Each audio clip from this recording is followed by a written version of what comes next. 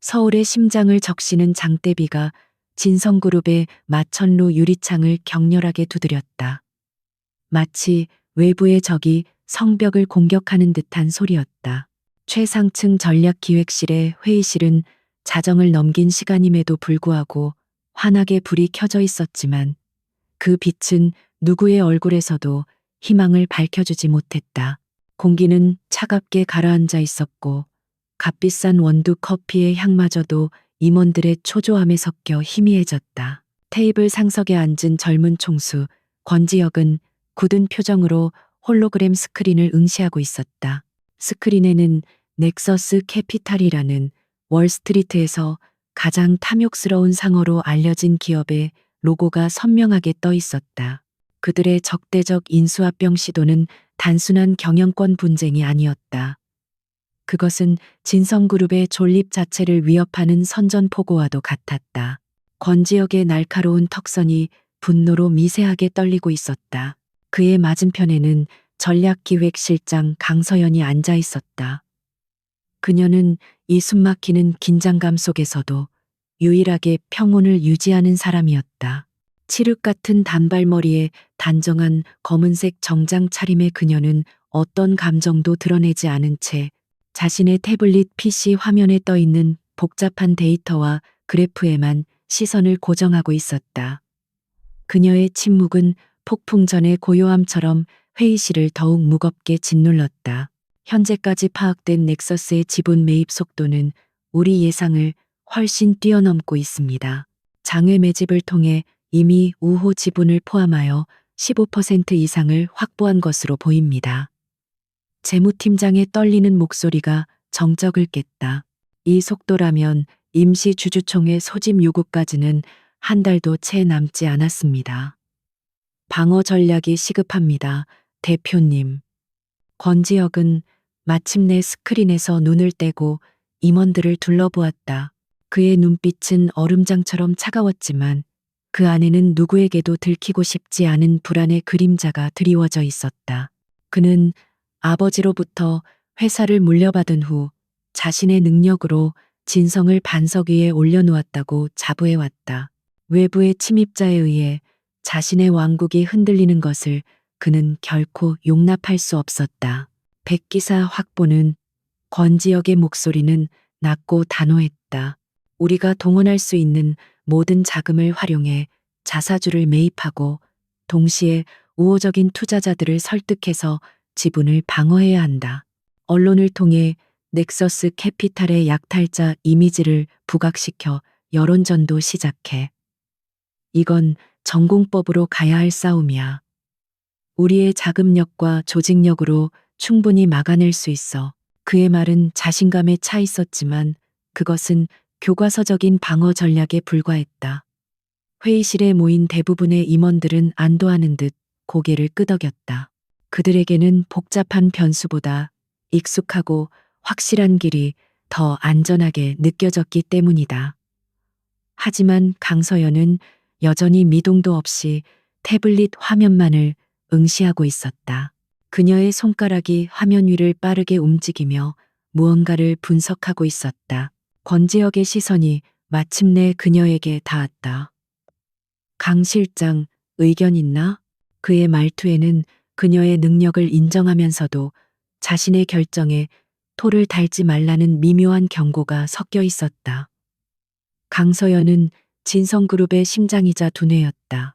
그녀의 분석과 예측은 단 한 번도 빗나간 적이 없었고 권지혁이 수많은 위기를 넘기고 성공 신화를 쓰는데 결정적인 역할을 했다. 서연은 천천히 고개를 들었다. 그녀의 눈은 회의실의 그 누구와도 마주치지 않고 오직 권지혁만을 향해 있었다. 대표님의 전략은 넥서스가 가장 바라는 시나리오입니다. 그녀의 목소리는 조용했지만 회의실 전체를 울릴 만큼 단호했다. 모든 임원들의 시선이 일제히 그녀에게로 쏠렸다. 감히 총수의 의견에 정면으로 반박하는 그녀의 모습에 다들 경악을 금치 못했다. 그게 무슨 소리지? 권지혁의 미간이 좁혀졌다.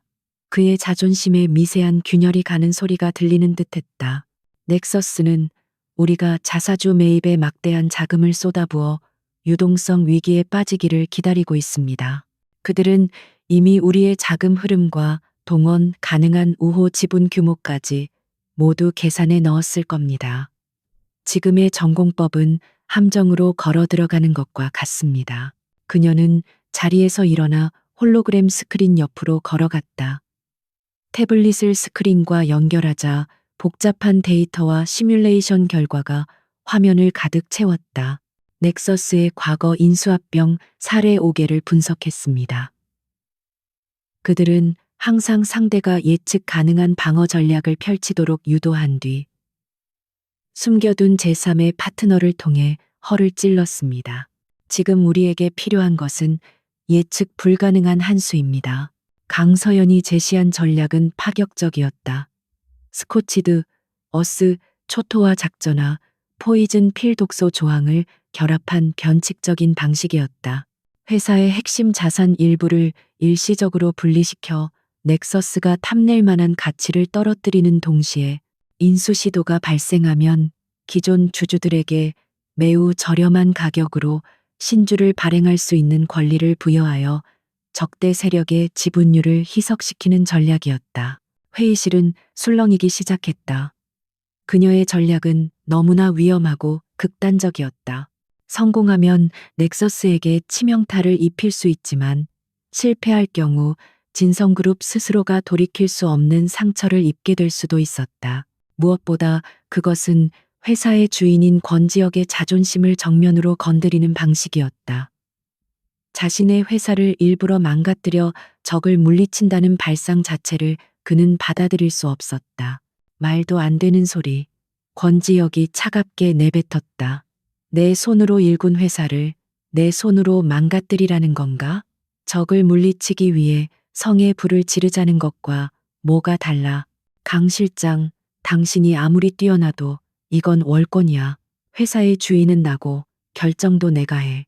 내 방식에 의문이 있다면 지금 이 자리에서 말해. 그의 목소리에는 노골적인 분노가 실려 있었다. 서연은 그의 분노에도 전혀 흔들리지 않았다. 이것은 감정의 문제가 아니라 생존의 문제입니다. 대표님, 넥서스는 감정을 이용해 상대를 무너뜨리는데 가장 능숙한 집단입니다. 그들의 함정은 대표님의 자부심 바로 그 자체일 수 있습니다. 다시 한번 검토해 주십시오. 그녀는 물러서지 않고 자신의 의견을 굽히지 않았다. 그녀에게 진성은 단순한 직장이 아니었다. 그녀의 청춘과 열정이 모두 담긴 곳이었다. 두 사람 사이의 팽팽한 대립에 회의실의 공기는 얼어붙을 지경이었다. 누구도 감히 끼어들지 못했다. 결국 권지혁이 먼저 폭발했. 그는 자리에서 벌떡 일어나 테이블을 손으로 내리쳤다. 됐어. 회의는 여기까지. 내 지시대로 방어 전략을 즉시 실행해. 강 실장은 내 방으로 따라와. 그는 싸늘한 한마디를 남기고 회의실을 빠져나갔다. 강서연은 잠시 그가 나간 문을 응시하다가 아무 일 없었다는 듯 자신의 태블릿을 챙겨 그의 뒤를 따랐다. 대표 집무실에 들어서자 권지혁은 창가에 서서 비 내리는 서울의 야경을 내려다보고 있었다. 그의 넓은 등이 분노로 가득 차 보였다. 그는 돌아보지 않은 채 입을 열었다. 강서연, 당신 오늘 왜 그랬지? 내 체면을 여러 사람 앞에서 깎아내려야 속이 시원했나? 체면 문제가 아닙니다. 최선의 전략을 말씀드렸을 뿐입니다. 서연의 목소리는 여전히 차분했다. 제가 드린 보고서의 마지막 페이지를 읽어보셨습니까? 넥서스의 자금 출처로 의심되는 페이퍼 컴퍼니 리스트입니다. 그들의 약한 고리는 바로 거기에 있습니다. 우리가 자사주 매입으로 소모전을 벌이는 동안 그들은 그 약점을 완벽하게 감출 겁니다. 그만해. 권지혁이 버럭 소리를 지르며 돌아섰다. 그의 얼굴은 분노로 일그러져 있었다. 당신의 그 잘난 분석, 그 오만한 예측, 이제 지긋지긋해. 내가 당신 없으면 아무것도 못하는 바보인 줄 알아? 진성은 내가 이끄는 회사야. 당신은 그저 내 지시를 따르는 직원일 뿐이고, 언제부터 당신이 주인 행세를 하기 시작한 거지? 그의 말은 날카로운 비수가 되어 서연의 가슴에 밝혔다. 지난 몇 년간 그녀는 권지혁의 그림자처럼 일해왔다. 그의 성공을 위해 자신의 모든 것을 바쳤다. 밤샘은 일상이었고 개인적인 삶은 포기한 지 오래였다. 그 모든 헌신이 결국 주인 행세하는 직원이라는 말로 돌아온 것이다. 그녀의 눈빛이 처음으로 미세하게 흔들렸다. 하지만 그녀는 감정을 드러내지 않았다. 서연은 말없이 고개를 숙였다. 더 이상의 설득은 무의미하다는 것을 깨달았다. 권지혁은 이미 이성의 귀를 닫고 자존심이라는 성벽 안에 스스로를 가둔 상태였다. 그녀가 할 수 있는 일은 이제 아무것도 없었다. 그녀는 조용히 몸을 돌려 집무실을 나가려 했다. 그 순간 권지혁의 마지막 말이 그녀의 등 뒤에 비수처럼 날아와 꽂혔다. 어디가? 내 말이 아직 안 끝났어.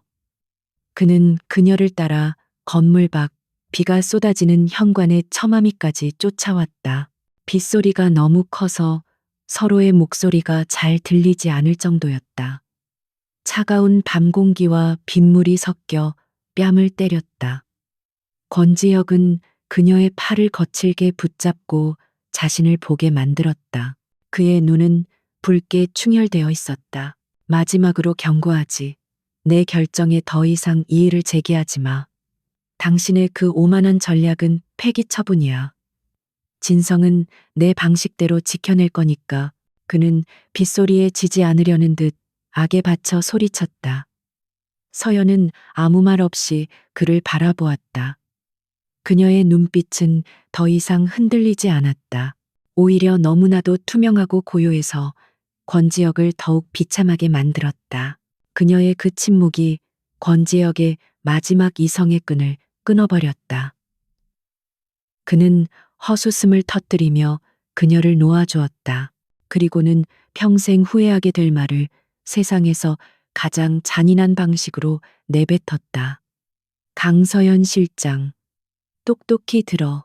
당신의 그 잘난 머리 없어도 진성그룹도 그리고 나 권지혁도 아주 잘 살아남아.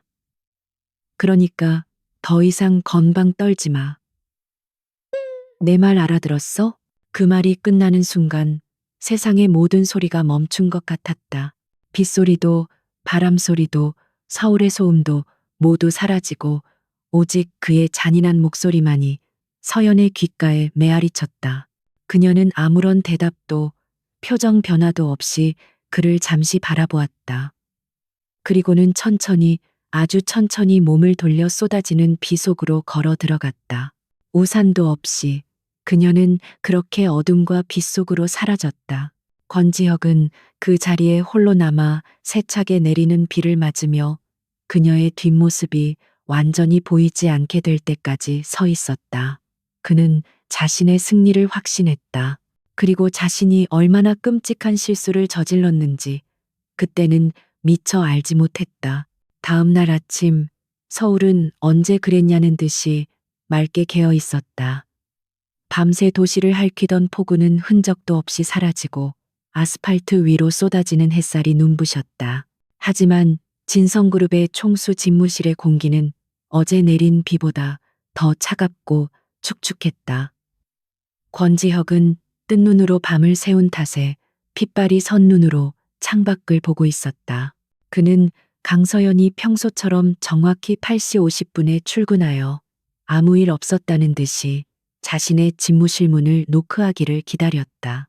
어젯밤의 일은 그저 격한 감정이 만들어낸 해프닝일 뿐이라고, 그녀라면 이성적으로 판단하고 넘어갈 것이라고 했어 스스로를 위로했다. 하지만 그의 기대는 여지없이 무너졌다. 9시가 지나고 9시 30분이 되어도 그녀는 나타나지 않았다. 대신 김 비서가 하얗게 질린 얼굴로 얇은 서류 봉투 하나를 들고 들어왔다. 권지혁은 그것이 무엇인지 직감적으로 알았지만 애써 태연한 척 물었다. 무슨 서류지? 김 비서는 떨리는 목소리로 대답했다. 전략기획실 강서연 실장님이 오늘 아침 일찍 비서실에 맡기고 가셨습니다. 인사팀에도 이미 제출이 완료된 상태라고 합니다. 권지혁은 천천히 봉투를 받아 들었다. 그의 손끝이 미세하게 떨렸다. 안에는 단 한 장의 종이가 들어 있었다. 사직서라는 세 글자 아래 소속, 전략기획실, 직위, 실장, 성명, 강서연이라는 글자가 단정한 필체로 적혀 있었다. 그 외에는 아무것도 없었다. 변명도, 설명도, 심지어 의례적인 인사말조차 없었다. 그것은 그녀가 할 수 있는 가장 차갑고 완벽한 방식의 저항이었다. 그녀는 그의 잔인한 말을 온몸으로 받아들인 후 소리 없이 그의 세계에서 자신의 존재를 지워버린 것이다.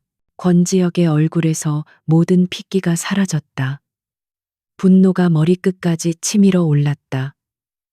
감히 내 허락도 없이 떠나? 어젯밤 그의 말은 진심이 아니었다. 그저 그녀의 오만한 태도를 꺾고 자신의 권위를 확인하고 싶었을 뿐이다.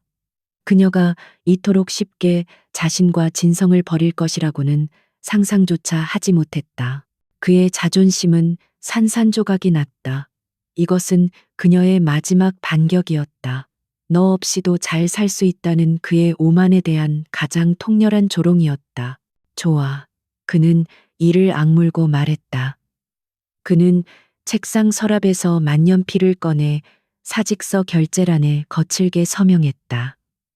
잉크가 번져 그의 분노를 대변하는 듯했다. 그는 서류를 김 비서에게 던지듯 건네며 말했다. 즉시 처리해. 그리고 오늘부로 전략기획실은 내 직속으로 편제한다. 새로운 실장을 뽑을 때까지 내가 직접 챙길 테니 그렇게 알고 있어. 그의 목소리에는 한치의 망설임도 없었다.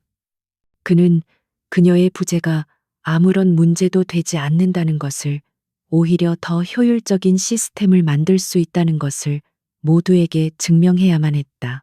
김 비서가 나가자 권지혁은 텅 빈 집무실에 홀로 남았다. 그는 책상 위에 놓인 또 다른 두꺼운 파일을 발견했다. 강서연의 이름이 적힌 파일이었다. 표지에는 넥서스 캐피탈 방어 전략 최종 보고서, 비상 대책 포함이라고 쓰여 있었다. 어젯밤 그녀가 그토록 주장했던, 그가 오만한 전략이라고 일축해버렸던 바로 그 계획이었다. 그는 코웃음을 치며 파일을 집어들었다. 마지막까지 자신의 잘남을 과시하고 싶었던 모양이지. 그는 파일을 거칠게 책장 한 구석에 처박아 버렸다. 다시는 들여다볼 일 없을 쓰레기라고 생각했다. 강서연의 사직 소식은 순식간에 회사 전체로 퍼져나갔다. 임원들은 충격에 휩싸였다. 진성그룹의 심장이 멈춘 것이나 다름없었다. 하지만 총수인 권지혁이 너무나도 태연하게 후속 조치를 지시하자 누구도 감히 불만을 표하지 못하고 그의 눈치만 살폈다. 모두가 쉬쉬했지만 회사 전체에 보이지 않는 균열이 생기기 시작했다는 것을 본능적으로 느끼고 있었다. 그리고 그 균열을 가장 먼저 눈치챈 사람은 바로 윤태석 전무였다. 오후에 소집된 긴급 대책 회의는 시작부터 삐걱거렸다. 권지혁은 자신이 모든 것을 통제하고 있다는 것을 보여주기 위해 회의를 직접 주도했다. 그는 어젯밤 자신이 지시했던 전공법, 즉 자사주 매입과 백기사 확보 전략을 다시 한번 강조하며 각 부서에 세부 실행 계획을 주문했다. 하지만 강서연이 없는 회의는 나침반 없는 배와 같았다. 임원들은 우왕좌왕했고 논의는 핵심을 짚지 못하고 주변만 맴돌았다. 대표님, 넥서스가 유럽 시장에 유통시킨 페이퍼 컴퍼니들의 자금 흐름에 대한 분석이 필요합니다. 지난번 강 실장님이 이 부분에 함정이 있을 수 있다고 경고하셨습니다. 재무팀장이 조심스럽게 입을 열었다. 권지혁의 미간이 찌푸려졌다. 그건 내가 직접 챙길 테니 자금 확보 계획에나 집중해. 그는 강서연의 이름이 나오는 것 자체가 불쾌하다는 듯 말을 잘랐다. 홍보팀에서는 넥서스의 부정적인 여론을 형성하기 위한 구체적인 아이템이 필요합니다. 단순한 기업 사냥꾼 프레임만으로는 부족합니다. 강 실장님이라면 아마 홍보팀장이 말을 끝맺지 못하고 권지혁의 눈치를 살폈다. 회의실 곳곳에서 강 실장이라면 이라는 말이 유령처럼 떠돌았다. 그녀는 떠났지만 그녀의 빈자리는 그 어떤 존재보다도 더 선명하게 자신의 존재감을 드러내고 있었다. 권지혁은 점차 조바심이 났다. 그는 모든 질문에 명쾌하게 대답하고 싶었지만 강서연처럼 날카로운 데이터와 통찰력으로 뒷받침된 답변을 내놓을 수 없었다. 그의 지시는 점차 두루뭉술해졌고 목소리에는 자신감이 사라져갔다. 그는 그저 자신의 권위로 모든 것을 억누르려 할 뿐이었다. 그 순간 한쪽 구석에서 조용히 상황을 지켜보던 윤태석 전무가 부드러운 미소를 지으며 입을 열었다. 대표님, 지금은 속도전이 중요합니다. 세부적인 분석에 시간을 낭비하기보다는 우리가 가진 자금력을 총동원하여 기선을 제압하는 것이 어떻겠습니까? 강 실장의 방식은 지나치게 신중하고 복잡해서 오히려 타이밍을 놓칠 수 있습니다. 대표님의 결단력과 추진력이야말로 지금 우리에게 가장 필요한 무기입니다. 그의 말은 권지혁의 자존심을 교묘하게 자극하는 아첨이었다. 권지혁은 윤태석의 말에 고개를 끄덕였다. 그래, 바로 그거야. 강서연은 너무 복잡하게 생각했어. 이건 힘과 힘의 대결이야. 단순하고 확실하게 밀어붙이면 돼. 그는 혼란스러웠던 마음을 다잡고 다시 단호한 목소리로 지시를 내리기 시작했다. 회의는 그의 독단적인 결정으로 서둘러 마무리되었다. 윤태석은 회의실을 빠져나가며 아무도 모르게 자신의 스마트폰으로 짧은 메시지를 보냈다. 방패가 사라졌다. 계획대로 진행해. 그날 밤 권지혁은 늦게까지 집무실에 홀로 남았다. 낮의 자신감은 온데간데 없이 사라지고 지독한 피로와 공허함이 그를 덮쳤다.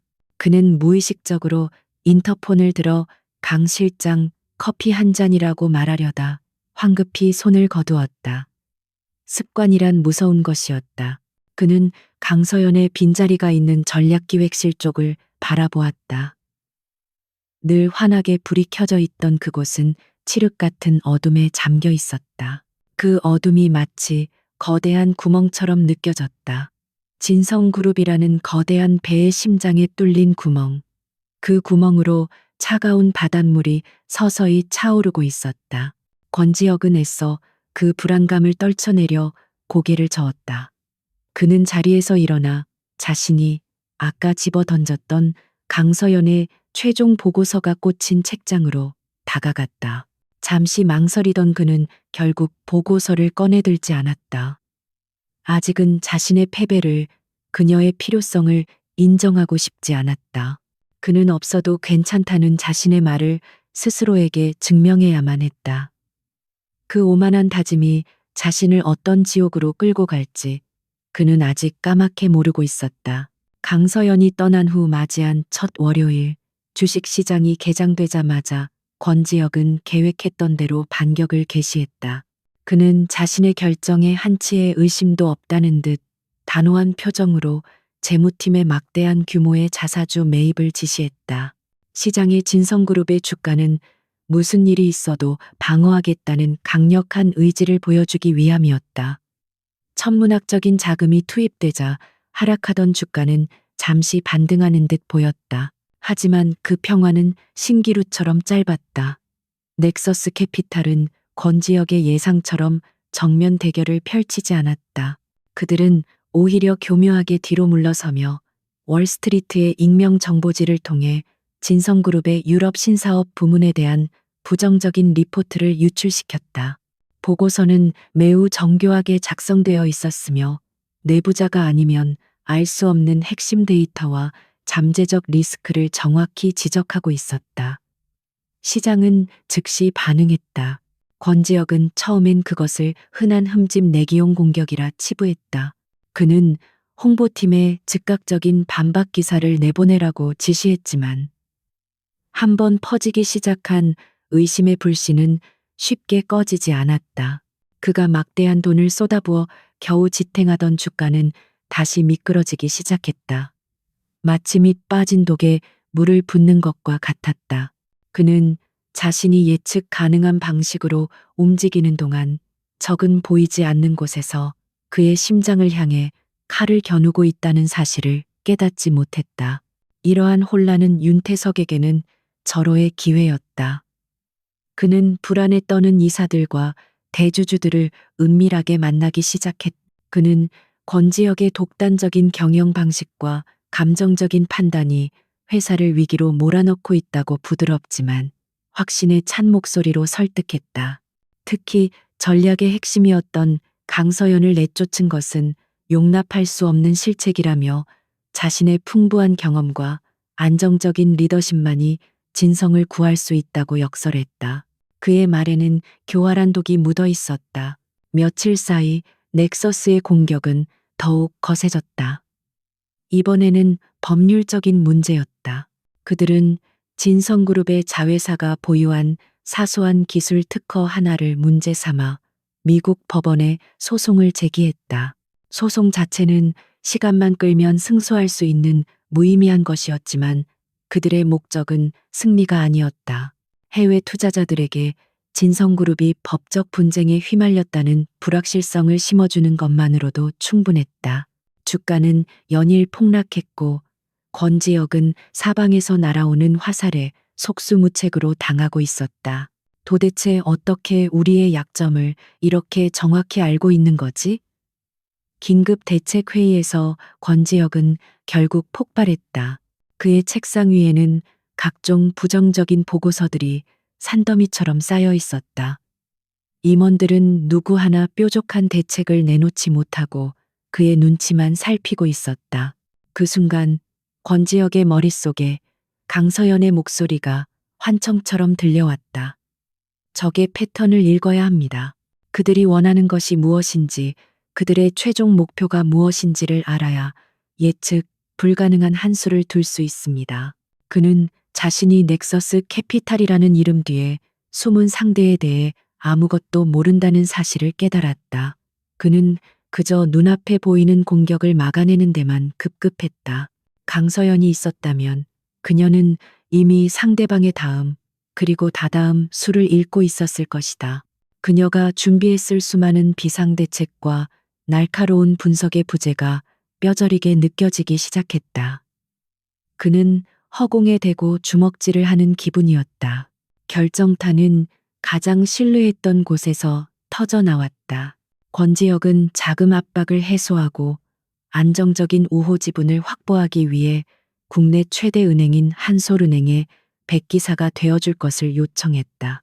수십 년간 이어온 관계였기에 그는 당연히 긍정적인 답변을 기대했다. 하지만 협상 막바지의 한솔은행은 돌연 태도를 바꾸었다. 해외에서 제기된 소송과 유럽 시장에 대한 불확실성을 이유로 투자를 재검토하겠다는 통보를 해왔다. 그것은 사형 선고나 다름없었다. 백기사 확보 계획이 시장에 알려지면서 오히려 진성그룹의 자금난이 심각하다는 사실만 증명한 꼴이 되었다. 권지혁은 그날 밤 텅 빈 집무실에 홀로 앉아 붉은색으로 가득한 주식 시세표를 망연자실하게 바라보았다. 그의 오만한 자신감은 산산조각이 났다. 그는 완벽하게 패배하고 있었다. 자신이 통제할 수 있다고 믿었던 모든 것들이 소나기에서 빠져나가고 있었다. 그의 시선이 무겁게 움직여 책장 한쪽 구석으로 향했다. 그곳에는 그가 쓰레기라며 처박아 두었던 강서연의 마지막 보고서가 꽂혀 있었다. 그녀가 예견했던 폭풍은 정확하게 몰아쳤고 그는 아무런 준비 없이 그 폭풍의 한가운데에 서 있었다. 이제 그에게 남은 선택지는 많지 않았다. 자신의 어리석음을 인정하고 그녀가 남긴 마지막 길잡이에라도 매달려야 하는 것일까? 짙은 어둠 속에서 그의 후회와 절망이 깊어지고 있었다. 절망의 무게는 납덩이처럼 무거웠다. 권지혁은 며칠째 잠을 이루지 못한 채 텅 빈 집무실에서 밤을 지새우고 있었다. 그의 앞에는 한솔은행으로부터 받은 최종 거절 통보서가 놓여 있었다. 그것은 단순한 투자 거절이 아니라 진성그룹의 대외 신용도가 바닥으로 추락했음을 알리는 사망 선고나 다름없었다. 그는 완벽하게 고립되었다. 사방이 적으로 둘러싸인 성 안의 외로운 왕처럼 그의 시선은 무의식적으로 책장 한 구석을 향했다. 그가 오만하게 내던졌던 강서연의 마지막 보고서. 그것은 이제 그의 유일한 지푸라기일지도 모른다는 생각이 들었다. 자존심이 허락하지 않았지만 더 이상 물러설 곳이 없었다. 그는 비틀거리며 일어나 책장에서 그 두꺼운 파일을 꺼내 들었다. 마치 판도라의 상자를 여는 것처럼 그의 손은 미세하게 떨리고 있었다. 그는 마른 침을 삼키며 보고서의 첫 장을 넘겼다. 서론에는 넥서스 캐피탈의 기본 정보와 그들의 경영 철학에 대한 분석이 담겨 있었다. 그가 이미 알고 있는 내용들이었다. 그는 조급한 마음에 페이지를 빠르게 넘겼다. 그러다 예상 공격 시나리오 및 대응 전략이라는 제목의 섹션에서 그의 손가락이 멈췄다. 심장이 철렁 내려앉는 기분이었다. 보고서에는 넥서스가 취할 수 있는 공격 루트가 단계별로 너무나도 상세하게 기술되어 있었다. 첫 번째 시나리오는 언론 플레이를 통한 핵심 사업부 가치 훼손.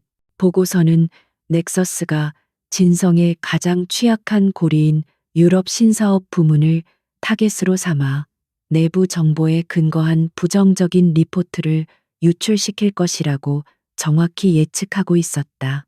권지혁은 숨을 멈췄다. 그것은 이미 현실이 된 일이었다. 그는 떨리는 손으로 다음 페이지를 넘겼다. 두 번째 시나리오, 사소한 법적 분쟁 야기를 통한 투자 심리 위축구.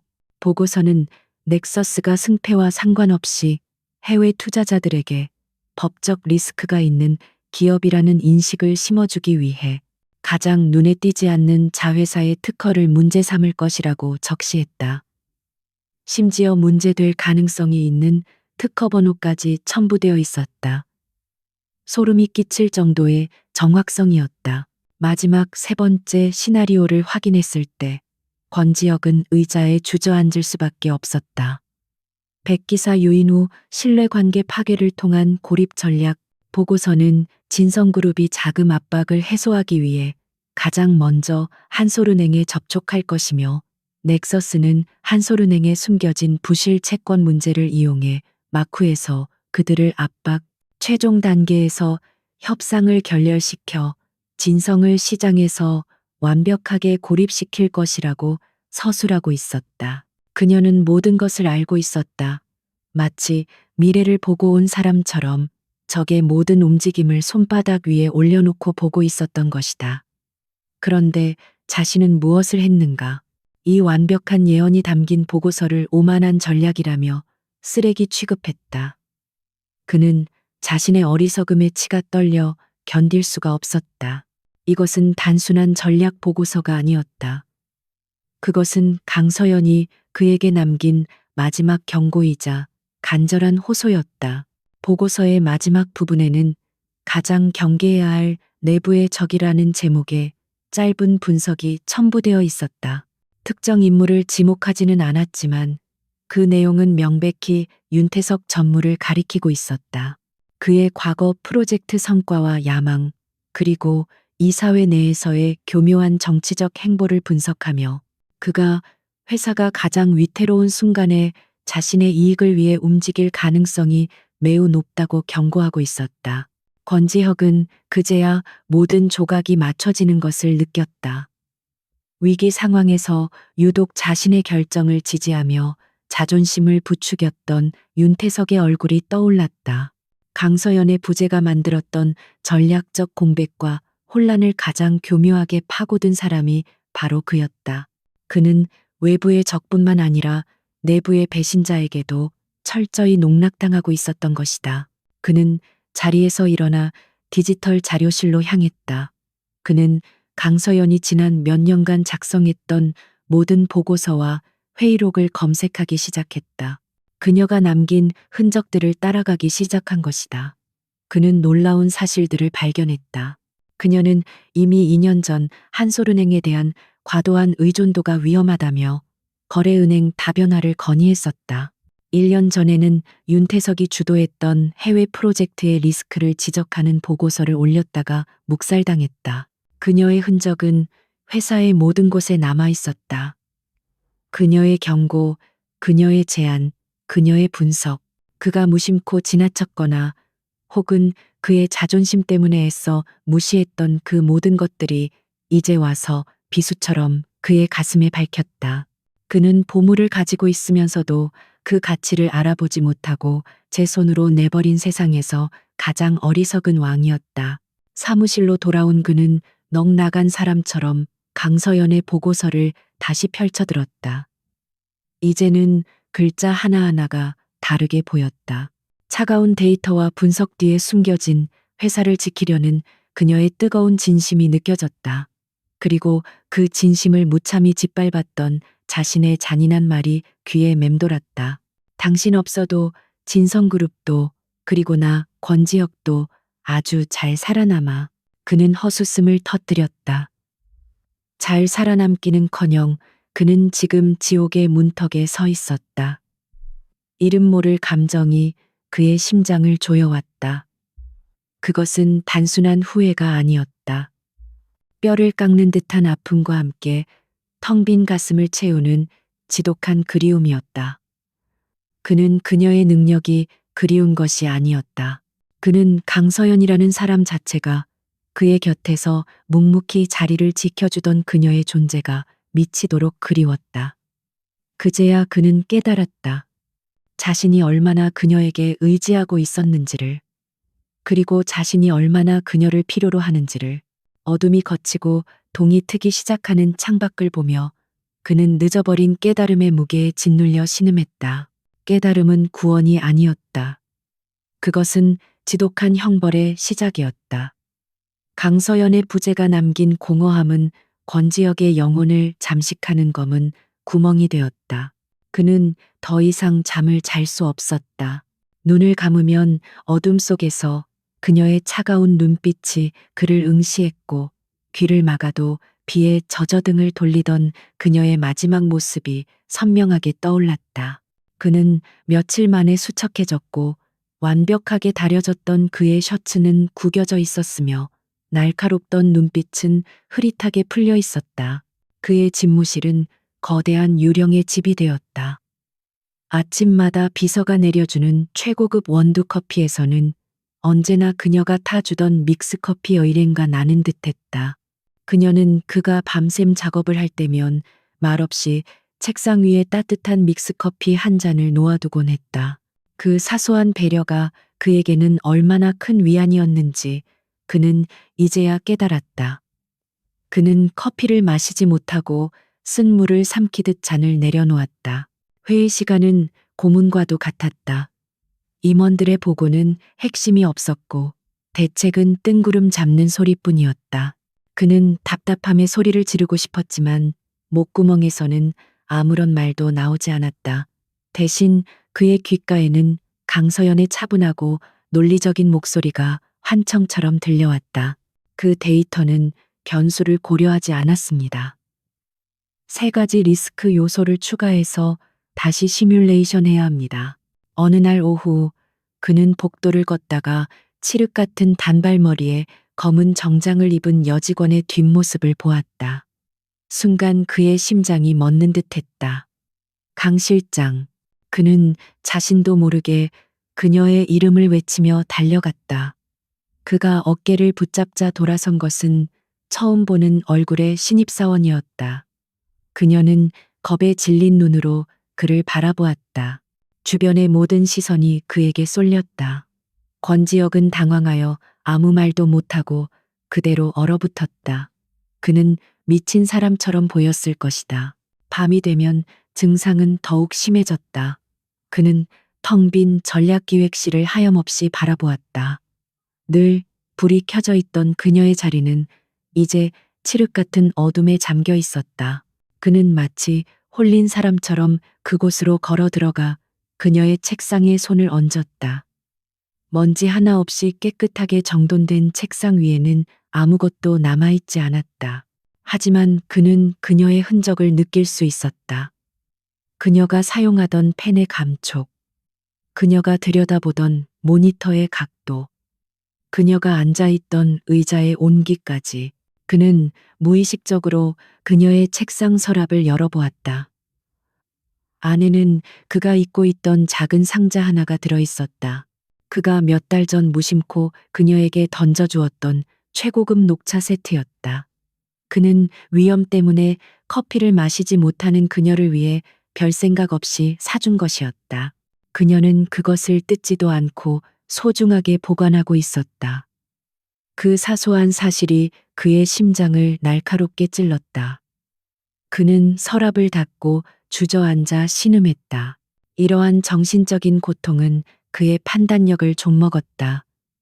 그는 점점 더 조급해졌고 이성적인 분석보다는 감정적인 분노에 의지해 결정을 내리기 시작했다. 넥서스가 또 다른 자회사를 상대로 환경소송을 제기하자 그는 변호인단의 만류에도 불구하고 막대한 비용을 들여 전면적인 법정 싸움을 선포했다. 그것은 넥서스가 파놓은 또 다른 함정이었다. 소송의 발이 묶인 사이 넥서스는 장외에서 남은 지분을 조용히 매집하며 그의 숨통을 조여왔다. 그의 치명적인 실수는 거기서 그치지 않았다. 그는 추락하는 주가를 방어하기 위해 회사의 미래 성장 동력이었던 RD 부문의 예산을 대폭 삭감하여 자사주 매입에 쏟아부었다. 그것은 회사의 미래를 팔아 현재의 위기를 막으려는 어리석은 도박이었다. 이사들은 그의 독단적인 결정에 반대했지만 그는 아무의 말도 듣지 않았다. 그는 자신이 무너지지 않았다는 것을, 강서연 없이도 회사를 지킬 수 있다는 것을 증명하고 싶어 안달이나 있었다. 어느 늦은 밤 그는 화장실 거울 앞에서 자신의 모습을 보았다. 며칠째 제대로 면도도 하지 못해 덥수룩한 수염, 핏발이 선 충혈된 눈, 깊게 파인 다크서클. 거울 속에는 한때 자신감 넘치고 냉철했던 젊은 총수의 모습은 온데간데 없고 모든 것을 잃고 절망에 빠진 패배자의 모습만이 남아 있었다. 그는 거울 속의 자신을 보며 헛웃음을 터뜨렸다. 잘 살아남는다고? 그는 거울 속의 자신에게, 아니, 과거에 오만했던 자신에게 물었다. 그의 목소리는 갈라져 있었다. 이게 잘 사는 모습인가? 그는 비틀거리며 세면대를 붙잡았다. 차가운 물을 얼굴에 끼얹었지만 타는 듯한 갈증은 사라지지 않았다. 그는 미쳐가고 있었다. 강서연을 잃은 상실감이 아니라 그녀의 부재 자체가 그를 미치게 만들고 있었다. 그는 사무실로 돌아와 술병을 찾았다. 독한 위스키를 몇 잔이고 연거푸 들이켰다. 술 기운이 오르자 세상이 빙빙 돌기 시작했다. 그는 책상에 엎드려 울부짖었다. 서연아, 강서연. 그는 처음으로 직함없이 그녀의 이름을 불렀다. 그 이름은 너무나도 다정해서 동시에 너무나도 아파서 그의 심장을 갈갈이 찢어놓는 것 같았다. 그는 자신이 내뱉었던 세상에서 가장 잔인한 거짓말을 떠올렸다.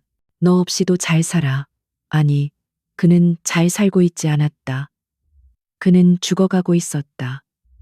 그녀가 없는 세상에서 그는 단 하루도 제대로 살아갈 수가 없었다. 그는 정말로 미쳐가고 있었다. 지독한 위스키가 남긴 지옥 같은 숙취는 현실의 고통 앞에서 차라리 자비로운 것이었다. 권지혁은 헝클어진 모습으로 집무실 소파에서 눈을 떴다. 아침 햇살이 창문을 뚫고 들어와 그의 눈을 사정없이 찔렀다. 머리가 깨질 듯 아팠고 속은 뒤틀리는 것 같았다. 하지만 그를 진정으로 비참하게 만든 것은 육체적 고통이 아니었다. 어젯밤 울부짖으며 그녀의 이름을 불렀던 자신의 나약한 모습이 기억났기 때문이다. 그는 자조적인 웃음을 흘리며 비틀거리며 일어섰다. 그가 정신을 차릴 틈도 없이 김 비서가 사색이 된 얼굴로 집무실 문을 거의 부술듯이 열고 뛰어들어왔다. 대표님, 큰일 났습니다. 주식시장이. 그의 말은 다급함에 끊겼지만 권지혁은 이미 그의 뒤에 있는 대형 스크린을 보고 모든 상황을 파악했다. 진성그룹의 주가 그래프는 시작과 동시에 수직으로 낙하하여 하한가를 기록하고 있었다. 화면 아래에는 붉은색의 긴급 속보 자막이 계속해서 흘러가고 있었다. 진성그룹 핵심 RD 데이터 및 MA 협상 자료 대량 유출 파문. 내부자 소행 가능성의 무게, 데이터 유출, 권지혁의 목소리는 잠겨 있었다. 김 비서는 떨리는 손으로 태블릿 PC를 그에게 내밀었다. 어젯밤 늦게 저희 회사 내부 서버가 해킹당했습니다. 유출된 자료는 프로젝트 피닉스 서버에 보관되어 있던 향후 5년간의 신사업 계획과 현재 진행 중인 모든 MA 관련 극비 자료들입니다. 언론사뿐만 아니라 경쟁사와 넥서스 캐피탈 측에도 동시에 전달된 것으로 보입니다. 프로젝트 피닉스 서버. 그 이름은 권지혁의 머리를 망치로 내려치는 듯한 충격을 주었다. 몇 달 전 강서연이 그에게 찾아와 보고했던 내용이 섬광처럼 뇌리를 스치고 지나갔다. 그녀는 당시 피닉스 서버의 보안 시스템에 치명적인 취약점이 발견되었다며 즉각적인 예산 투입과 시스템 전면 교체를 건의했었다. 하지만 그는 그것을 대수롭지 않게 여겼다.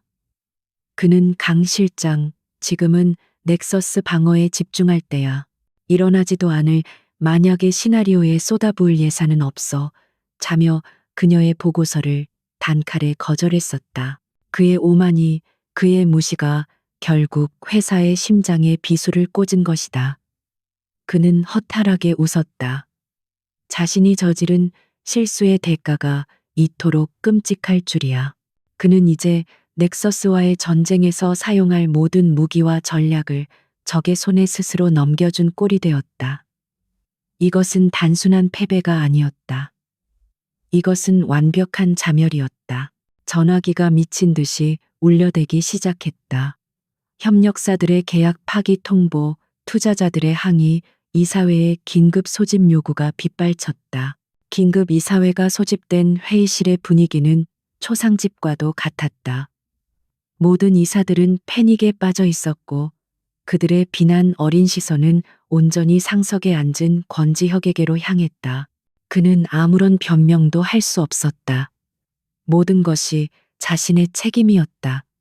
바로 그 혼란의 순간 윤태석 전무가 침착하게 자리에서 일어났다. 그의 얼굴에는 다른 이사들과는 달리 기이할 정도의 평온함이 서려 있었다. 여러분, 지금은 누구의 책임을 물을 때가 아닙니다.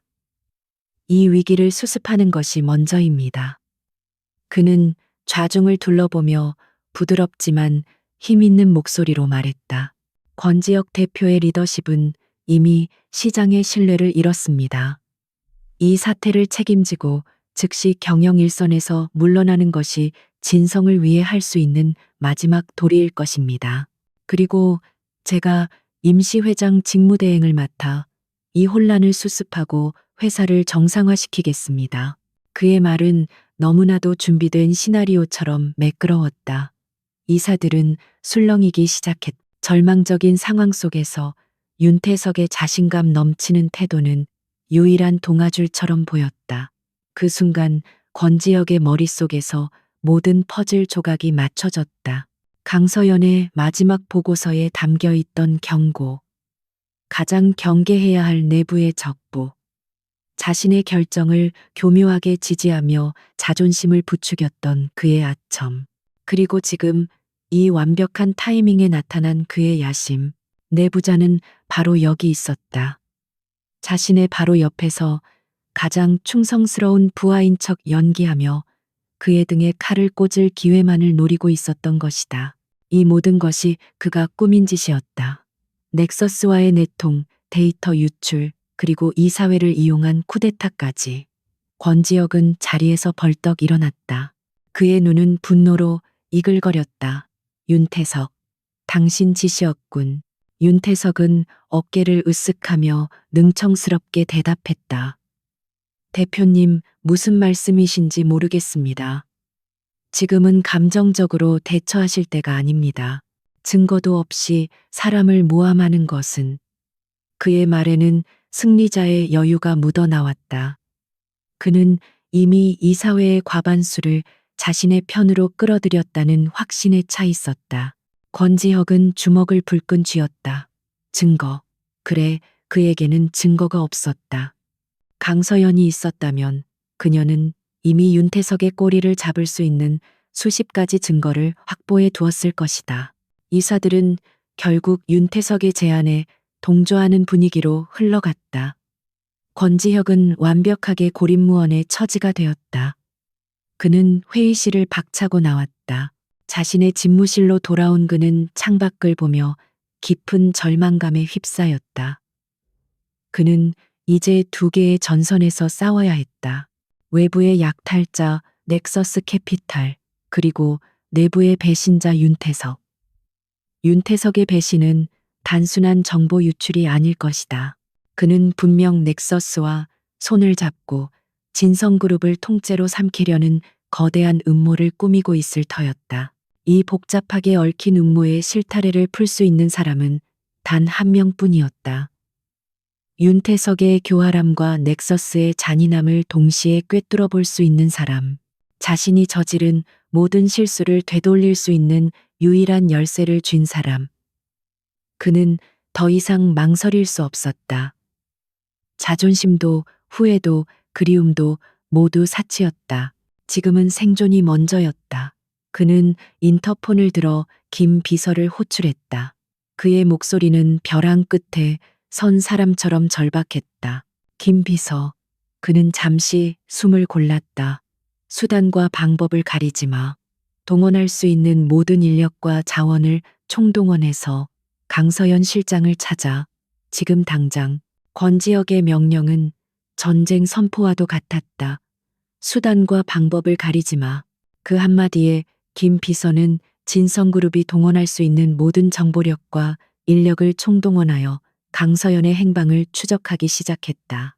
사설 탐정팀이 고용되었고 통신사와 금융기록 조회를 위한 법적 절차가 긴급하게 진행되었다. 하지만 그녀는 마치 처음부터 존재하지 않았던 사람처럼 모든 흔적을 지워버렸다. 그녀의 휴대폰은 사직서를 제출한 그날 아침 이후로 전원이 꺼져 있었다. 그녀가 사용하던 신용카드는 단 한 번의 결제 내역도 남기지 않았고 은행 계좌의 자금 흐름 역시 멈춰 있었다. 그녀는 마치 세상과의 모든 연결을 스스로 끊어버린 듯했다. 그녀와 가깝게 지냈던 몇몇 동료들에게 연락을 취해봤지만 돌아오는 대답은 모두 같았다. 퇴사 이후로 연락이 닿지 않습니다. 그녀는 공적인 관계 외에는 사적인 교류를 거의 하지 않는 사람이었다. 시간이 흐를수록 권지혁의 초조함은 극에 달했다. 회사는 윤태석의 소나기에 서서히 넘어가고 있었다. 그는 임시회장 직무대행이라는 직함을 방패 삼아 권지혁의 사람들을 주요 보직에서 몰아내고 자신의 측근들로 그 자리를 채워나갔다. 넥서스와의 싸움은 이미 뒷전으로 밀려나 있었다. 윤태석에게 회사를 지키는 것보다 중요한 것은 자신의 권력을 공고히 하는 것이었기 때문이다. 답답함을 견디지 못한 권지혁은 결국 직접 움직이기로 결심했다. 그는 김 비서가 알려준 강서연의 오피스텔 주소로 향했다. 보안이 철저한 고급 오피스텔이었다. 그는 경비실에 자신의 신분을 밝히고 겨우 출입 허가를 받을 수 있었다. 엘리베이터를 타고 올라가는 짧은 순간 그의 심장은 미친 듯이 뛰었다. 무슨 말을 해야 할까? 어떻게 용서를 구해야 할까? 수만 가지 생각이 그의 머릿속을 스쳐 지나갔다. 하지만 그의 모든 고민은 텅 빈 집 앞에서 무너져 내렸다. 현관문은 굳게 닫혀 있었고 아무리 초인종을 눌러도 안에서는 아무런 기척이 없었다. 그는 관리사무소에 연락해 집주인과 통화를 시도했다. 집주인은 그녀가 이미 한 달 전에 계약을 해지하고 이사를 나갔다고 말했다. 집은 전문 청소업체에 의해 말끔하게 정리되어 그녀가 살았다는 흔적조차 남아있지 않다고 했다. 그는 허탈하게 오피스텔 복도에 주저앉았다. 그녀는 돌아올 생각이 전혀 없었던 것이다. 그가 자신을 찾을 것이라는 일말의 가능성조차 차단해버렸다. 그는 그녀에 대해 아는 것이 아무것도 없다는 사실을 새삼 깨달았다.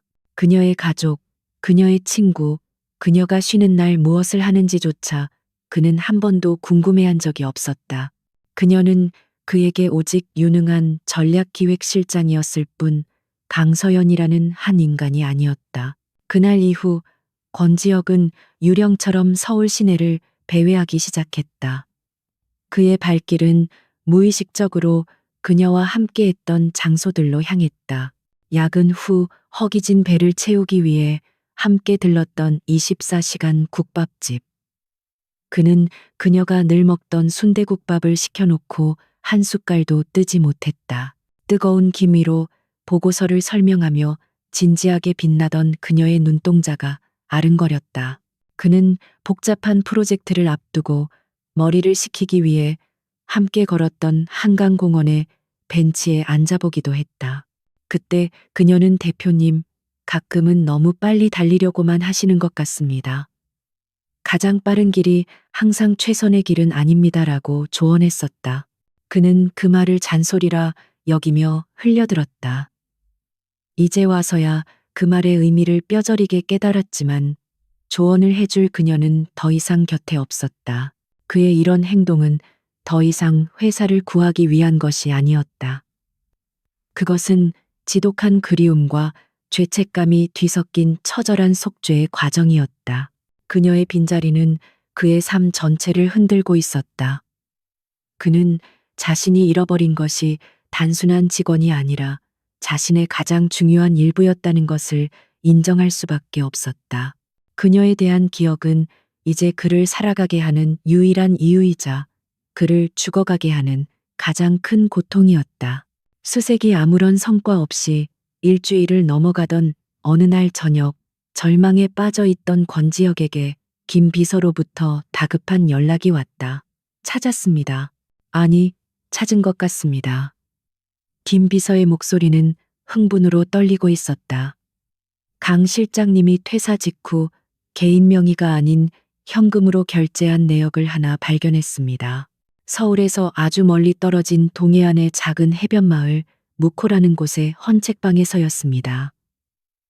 책 몇 권을 산 것이 전부라 그냥 지나칠 뻔했습니다. 무코. 권지혁은 한 번도 들어본 적 없는 낯선 지명이었다. 너무나도 사소하고 불확실한 단서였다. 그녀가 그저 스쳐 지나간 곳일 수도 있었다. 하지만 지금 그에게는 선택의 여지가 없었다. 지푸라기라도 잡아야 했다. 차 준비해, 지금 바로 출발한다.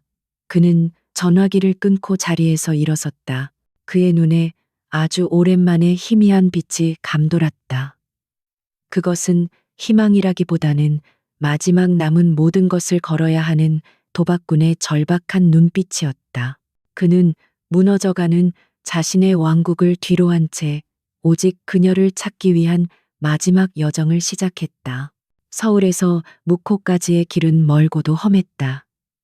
권지혁은 4시간이 넘는 시간 동안 직접 운전대를 잡고 낯선 고속도로를 미친 듯이 질주했다. 그의 머릿속은 온통 강서연을 만났을 때의 시뮬레이션으로 가득 차 있었다. 그는 무릎이라도 꿇을 생각이었다. 자신의 오만함과 어리석음을 모두 인정하고 그녀가 원하는 것은 무엇이든 들어주겠다고 애원할 참이었다. 희망과 절망이 교차하며 그의 심장을 어지럽게 두드렸다. 마침내 차가 묵호항에 들어섰을 때 서울과는 전혀 다른 세상이 그의 눈앞에 펼쳐졌다. 빌딩 숲 대신 낡고 낮은 건물들이 옹기종기 모여 있었고, 자동차 경적 소리 대신 갈매기 울음소리가 귓가를 채웠다. 공기 중에는 비릿한 바다 내음과 생선 굽는 냄새가 섞여 있었다. 시간의 흐름마저도 서울의 절반쯤으로 느리게 가는 듯한 평화롭고 나른한 풍경이었다. 권지혁은 이곳의 모든 것이 자신과 이질적이라고 느꼈다. 그는 김비서가 알려준 헌책방을 가장 먼저 찾아갔다. 바다서림이라는 낡은 간판이 걸린 작은 가게였다. 먼지 쌓인 책들 사이에서 주인으로 보이는 백발의 노인이 그를 맞았다. 그는 강서연의 사진을 보여주며 조심스럽게 물었다. 혹시 이 여성을 보신 적이 있습니까? 노인은 돋보기를 고쳤으며 사진을 한참 들여다보더니 고개를 끄덕였다. 아, 이 아가씨, 기억나지? 한 달 전쯤이었나? 아주 조용하고 똑 부러지는 사람이었어. 주로 지역 경제나 수산업 관련 전문 서적들을 사갔지. 요즘 젊은 사람답지 않게 생각이 깊어 보였어. 노인의 말에 권지혁은 희망을 느꼈다. 혹시 어디로 갔는지 아십니까? 노인은 잠시 생각에 잠기더니 말했다. 글쎄, 가끔 수협 수산업협 동조합 사람들과 이야기하는 걸 본 것 같기도 한데. 저기 항구 끝에 있는 수협 건물에 한번 가보게. 권지혁은 노인에게 몇 번이고 고개를 숙여 감사 인사를 하고는 곧장 항구 끝으로 향했다. 그의 심장이 다시 격렬하게 뛰기 시작했다. 2층짜리 낡은 수협 건물 앞에 섰을 때 그는 잠시 숨을 골랐다. 그리고 유리창 너머로 안을 들여다본 순간 그는 그대로 얼어붙었다. 그곳에 그녀가 있었다. 강서연은 그가 기억하던 모습과는 사뭇 달랐다. 몸에 꼭 맞는 검은 정장 대신 편안한 면바지에 헐렁한 스웨터를 입고 있었다. 칠흑 같던 단발머리는 질끈 묶어 올렸고 화장기 없는 얼굴은 햇볕에 건강하게 그을려 있었다. 그녀는 태블릿 PC를 들고 나이 지긋한 어부들 앞에서 무언가를 열심히 설명하고 있었다. 유통 구조 개선에 대한 그래프를 보여주며 그녀는 가끔씩 옅은 미소를 짓기도 했다. 그가 단 한 번도 본 적 없는 평온하고 부드러운 미소였다. 그 모습은 권지혁의 가슴을 세게 내리쳤다. 그녀는 그 없이도 진성그룹 없이도 잘 살고 있었다. 아니, 어쩌면 더 행복하게 살고 있는지도 몰랐다.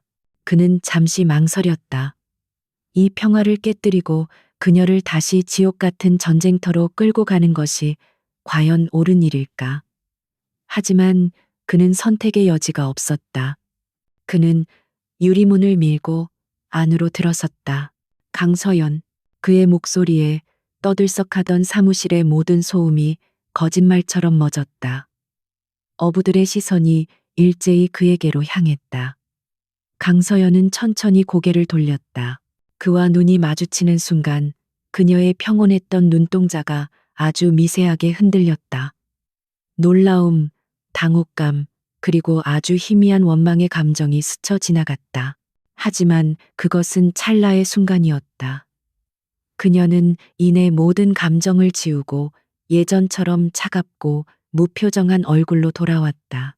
두 사람 사이에는 무거운 침묵이 흘렀다. 그녀는 어부들에게 양해를 구하고 자리에서 일어났다. 그리고 그를 데리고 건물 밖 방파제 위로 향했다. 부서지는 파도 소리만이 두 사람의 침묵을 채웠다. 먼저 입을 연 것은 권지혁이었다.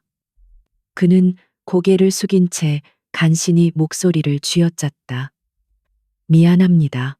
그의 첫마디는 용서를 구하는 것이었다. 내가 다 틀렸습니다. 내가 어리석었고 오만했습니다. 그는 지난 한 달간 있었던 모든 일을 털어놓았다. 자신이 그녀의 계획을 어떻게 무시했는지, 회사가 어떻게 위기에 빠졌는지, 그리고 윤태석이 어떻게 자신을 배신하고 회사를 집어삼키려 하는지 그는 아무것도 숨기지 않았다. 자신의 비참한 실패를 전부 고백했다. 그리고 마지막으로 가장 중요한 말을 꺼냈다. 그의 목소리는 거의 울음에 가까웠다. 회사를 위해서가 아닙니다. 내가 당신이 필요합니다. 서연 씨 없이는 단 하루도 제대로 살 수가 없었습니다. 강서연은 그의 긴 고백을 아무 말 없이 끝까지 들어주었다. 그녀의 시선은 그가 아닌 멀리 수평선을 향해 있었다. 파도 소리가 잠시 멎는 순간 그녀가 조용히 입을 열었다. 그녀의 목소리는 파도처럼 잔잔했지만 그 안에는 누구도 거스를 수 없는 단호함이 담겨 있었다. 죄송합니다, 대표님. 그녀는 여전히 그를 대표님이라고 불렀다. 그 호칭은 두 사람 사이에 넘을 수 없는 강이 흐르고 있음을 상기시켰다. 전 이제 그 싸움에 지쳤습니다. 매일 밤을 새워 데이터를 분석하고 보이지 않는 적과 싸우고 누군가의 욕망을 위해 제 모든 것을 바치는 삶. 이제는 그만하고 싶습니다. 그녀는 천천히 고개를 돌려 처음으로 그의 눈을 똑바로 바라보았다. 그녀의 눈은 더 이상 흔들리지 않았다. 그 안에는 깊은 피로감과 함께 마침내 찾은 평화를 놓치고 싶지 않다는 간절함이 담겨 있었다. 저는 그냥 평범하게 살고 싶습니다. 아침에 일어나면 바다를 보고 사람들과 이야기하고 제 작은 지식으로 누군가에게 도움이 되는 삶. 그걸로 충분합니다. 그녀의 말은 비수처럼 나라와 권지역의 마지막 희망을 베어버렸다. 그녀는 그의 세계로 돌아올 생각이 전혀 없었다. 그는 더 이상 아무 말도 할 수 없었다. 그녀의 결정은 너무나도 확고했다. 돌아가세요. 그리고 다시는 찾아오지 마세요. 그녀는 마지막 말을 남기고 그에게 가볍게 고개를 숙였다. 그리고는 그에게 등을 보인 채 방파제를 따라 천천히 걸어갔다. 권지혁은 그 자리에 못 박힌 듯 서서 그녀의 뒷모습을 바라볼 수밖에 없었다. 서울의 장대비 속에서 떠나가던 뒷모습과 겹쳐 보였다. 하지만 그때와는 모든 것이 달랐다. 그때는 그가 그녀를 버렸지만 지금은 그녀가 그를 완벽하게 버린 것이었다. 붉게 물든 저녁 노을이 그의 패배를 선명하게 비추고 있었다. 무코의 붉은 노을은 권지혁의 등 뒤에서 완벽하게 저물어 갔다. 서울로 돌아오는 차 안에서 그는 단 한마디도 하지 않았다. 김 비서는 불안한 눈으로 룸미러를 통해 그의 표정을 살폈지만 그의 얼굴에서는 어떤 감정도 읽을 수 없었다. 절망도, 분노도, 슬픔도 아니었다. 그의 눈은 마치 모든 감정이 불타버리고 남은 잿더미처럼 공허하고 동시에 섬뜩할 정도로 차갑게 빛나고 있었다. 강서연의 거절은 그를 무너뜨리지 않았다. 역설적이게도 그것은 그를 완벽하게 각성시켰다. 그는 무코의 방파제 위에서 자신의 마지막 나약함을 파도 속에 던져버리고 돌아왔다. 더 이상 그녀에게 의지할 수도 용서를 구할 수도 없다는 사실이 그를 벼랑 끝으로 몰았고 그는 그 벼랑 끝에서 마침내 홀로 서는 법을 깨달았다. 그는 더 이상 감정에 휘둘리던 미친 왕이 아니었다. 그는 이제 모든 것을 걸 준비가 된 냉혹한 승부사로 변해 있었다. 다음 날 아침 진성그룹에 복귀한 권지혁의 모습에 모든 직원들은 경악했다. 그는 며칠 전에 수척하고 불안정한 모습은 온데간데 없이 날카롭게 다려진 정장 차림의 머리부터 발끝까지 빈틈없는 모습이었다. 그의 눈빛은 얼음장처럼 차가웠고 그가 내뿜는 기운은 감히 누구도 접근할 수 없을 만큼 압도적이었다. 그는 도착하자마자 비상이사회를 소집했다. 회의실에 들어선 윤태석은 권지혁의 변한 모습에 순간 당황했지만 이내 여유로운 미소를 되찾았다. 그는 이미 이사회의 과반수를 장악했고 권지혁의 회의만을 통과시키는 것은 시간 문제라고 생각했다. 권 대표, 아직도 미련을 버리지 못했나? 윤태석은 조롱 섞인 말투로 회의의 시작을 알렸다. 권지혁은 그의 도발에 응수하지 않았다. 그는 곧장 본론으로 들어갔다. 그의 목소리는 낮고 침착했지만 회의실 전체를 얼어붙게 할 만큼의 무게를 담고 있었다. 저는 오늘 대표 이사직에서 자진 사퇴하겠습니다. 그 말에 회의실은 술렁이기 시작했다. 윤태석의 입가에 승리의 미소가 번졌다. 하지만 권지혁의 다음 말은 그 미소를 순식간에 굳게 만들었다. 사퇴하는 대신 진성그룹의 최대 주주로서 제가 가진 모든 지분과 개인 재산을 담보로 긴급 자금을 수혈하고 동시에 윤태석 전무에 대한 배임 및 주가 조작 혐의로 검찰 조사를 의뢰하겠습니다. 그는 마치 남의 이야기를 하듯 담담하게 말했다. 그리고 제가 가진 모든 의결권을 회사를 구할 단 한 번의 계획에 전부 사용하겠습니다. 그는 스크린에 자신이 밤새 준비한 자료를 띄웠다.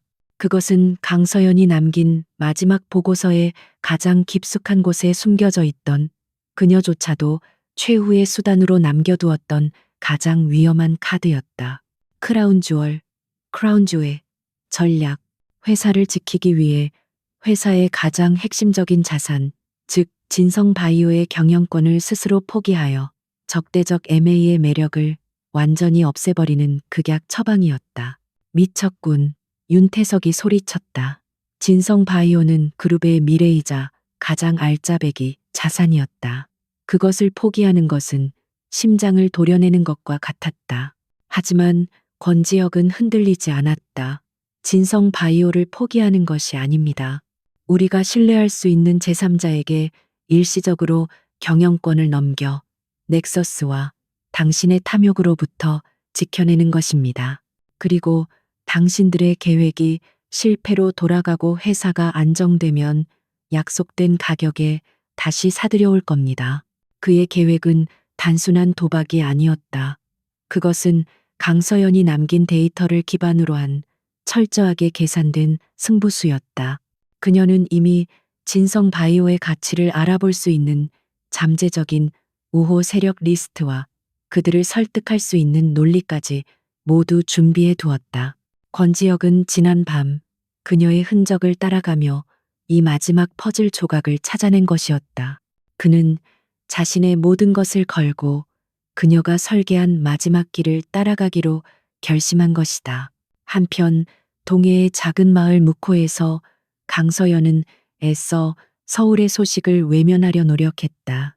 그녀는 어부들의 유통망 개선 프로젝트에 몰두하며 바쁜 하루를 보냈지만 밤이 되면 어쩔 수 없이 스마트폰으로 진성그룹의 주가를 확인하는 자신을 발견했다.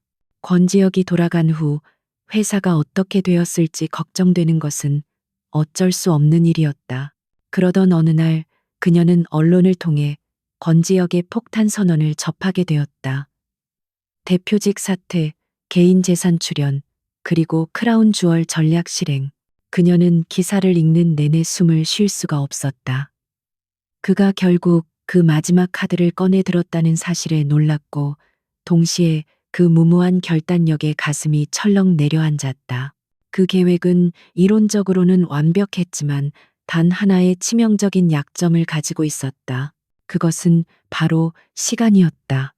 계획이 성공하기 위해서는 진성바이오의 새로운 주인이 될 우호 세력을 설득하고 계약을 체결하기까지 절대적인 시간이 필요했다.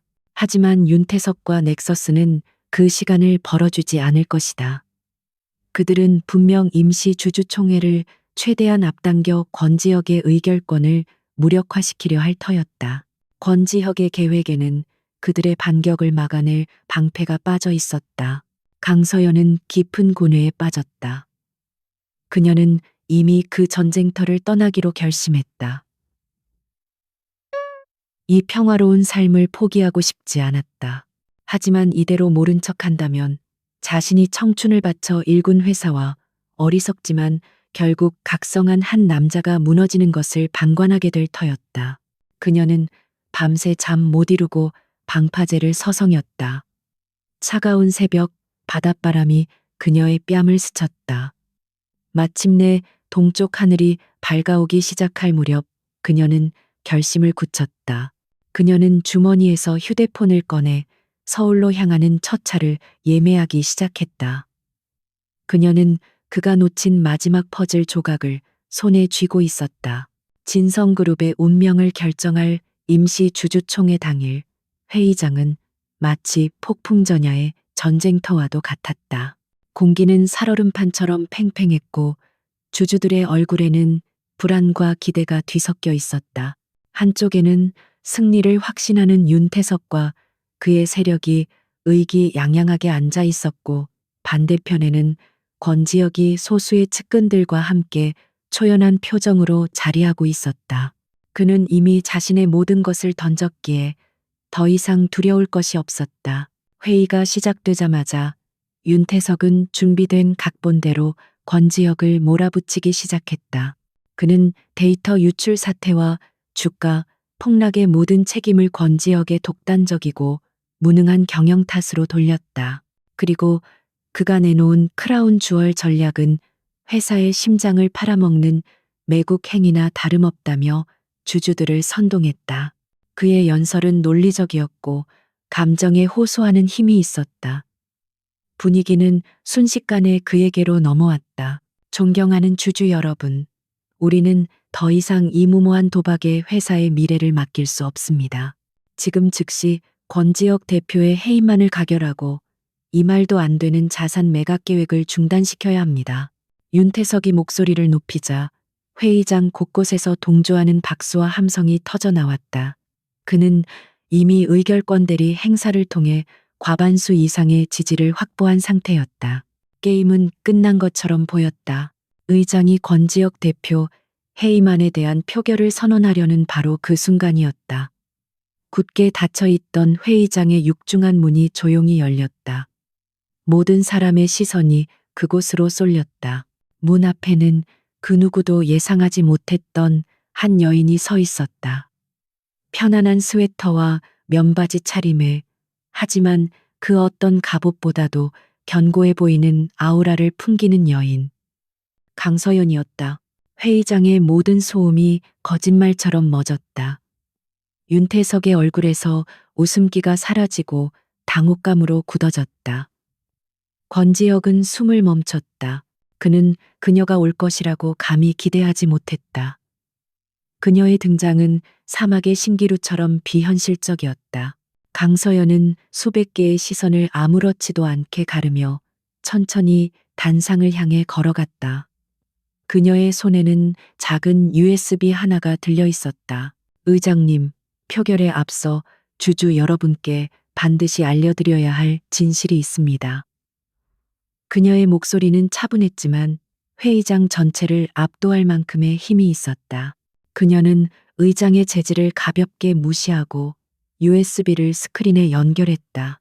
화면에는 복잡한 자금 거래 내역과 암호화된 이메일 기록들이 나타나기 시작했다. 그것은 권지혁의 계획에 빠져 있던 마지막 퍼즐 조각, 바로 방패이자 창이었다. 그녀가 회사를 떠나기 전 만일의 사태에 대비해 심어두었던 비상 데이터 복구 및 추적 시스템이 찾아낸 결정적인 증거들이었다.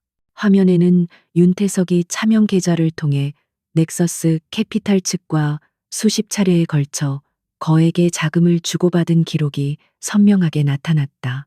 또한 그가 회사의 내부 정보를 유출하고 주가 조작을 공모하는 내용이 담긴 비밀 통신 기록까지 고스란히 복원되어 있었다.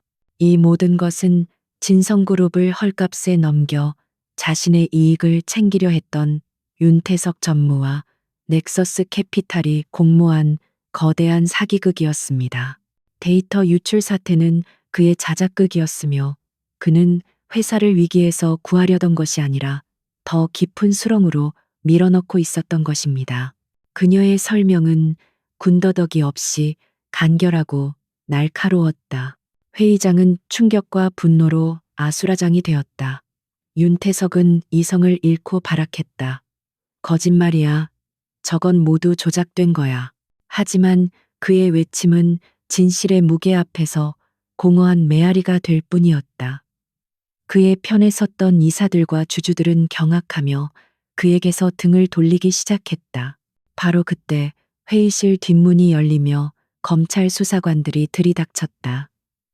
그들은 곧장 단상으로 다가가 윤태석에게 차가운 수갑을 채웠다. 모든 것이 끝났다. 진성그룹을 집어삼키려던 거대한 음모는 돌아온 여왕의 마지막 한 수에 의해 산산조각이 났다. 권지혁의 해임안은 부결되었고 그가 제안한 크라운 주얼 전략은 주주들의 압도적인 지지로 통과되었다. 회사는 기적적으로 살아남았다. 그날 밤 모든 소란이 끝나고 도시가 짙은 어둠에 잠겼을 때 권지혁과 강서연은 진성그룹 빌딩의 옥상에 마주 서 있었다. 모든 비극이 시작되었던 그 폭풍우 치던 밤과는 달리 하늘은 구름 한 점 없이 맑았고 서울의 야경은 보석처럼 반짝이고 있었다. 차가운 밤 공기 속에서 권지혁이 먼저 침묵을 깼다. 고맙습니다. 그의 목소리는 깊은 진심을 담고 있었다. 모든 것에 고맙습니다. 강서연은 대답 대신 멀리 펼쳐진 도시의 불빛을 바라보았다. 제 청춘이 담긴 곳이니까요. 무너지는 걸 보고만 있을 수는 없었습니다. 그녀의 대답은 여전히 공적이었지만 예전과 같은 날카로운 벽은 느껴지지 않았다. 권지혁은 그녀를 따라 도시의 야경으로 시선을 돌렸다. 그는 씁쓸하게 웃으며 말했다. 나는 이 모든 것이 내 것이라고 생각했습니다. 내가 혼자 힘으로 이 왕국을 세웠다고 믿었죠. 하지만 당신이 없는 이곳은 그저 텅 빈 성에 불과했습니다. 그는 천천히 고개를 돌려 그녀를 바라보았다. 그의 눈에는 후회와 그보다 더 깊은 무언가가 담겨 있었다. 내가 틀렸소. 그의 목소리는 미세하게 갈라져 있었다. 당신 없이도 잘 살 수 있다고 말했었지. 그는 잠시 말을 멈추고 가장 힘든 고백을 이어갔다. 그건 내 인생 최악의 거짓말이었어. 당신 없이는 난 잘 살 수가 없어. 그의 고백에 강서연의 눈동자가 파도처럼 일렁였다. 그녀는 아무 말도 하지 않았지만 차가운 밤 공기 속에서 그의 진심을 온전히 느끼고 있었다. 그녀는 대답 대신 아주 희미하게 하지만 분명하게 미소를 지었다. 그것은 그가 무코의 바닷가에서 보았던 평온한 미소와는 다른 새로운 시작을 예감하게 하는 따뜻한 미소였다. 서울의 밤은 깊어지고 있었고 무너졌던 성벽 위로 마침내 새로운 아침이 밝아오고 있었다.